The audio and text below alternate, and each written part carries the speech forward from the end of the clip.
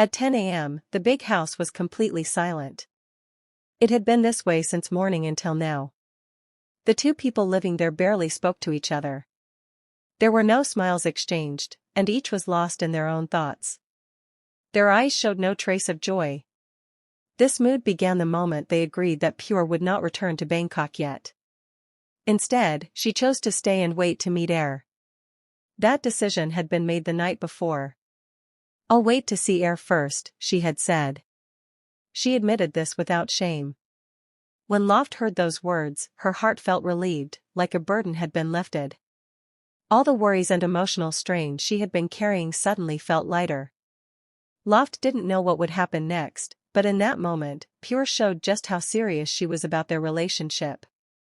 Her beautiful older lover made it clear that, no matter how hard things got, she was willing to face all. "Are you sure, Pure?"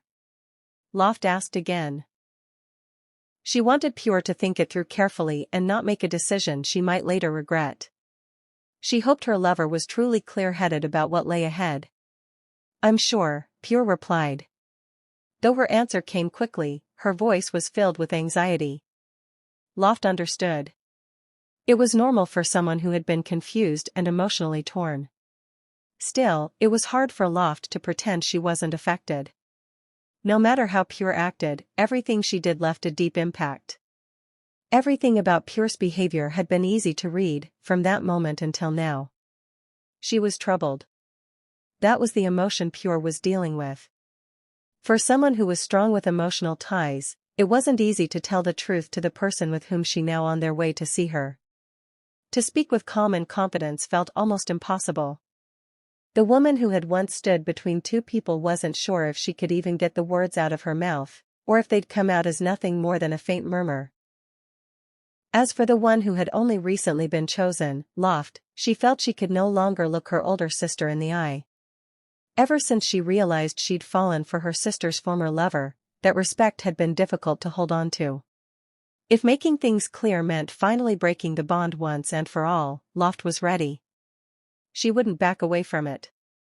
If she and Pure truly wanted to move forward with their relationship, then this situation was inevitable, whether it happened now or later.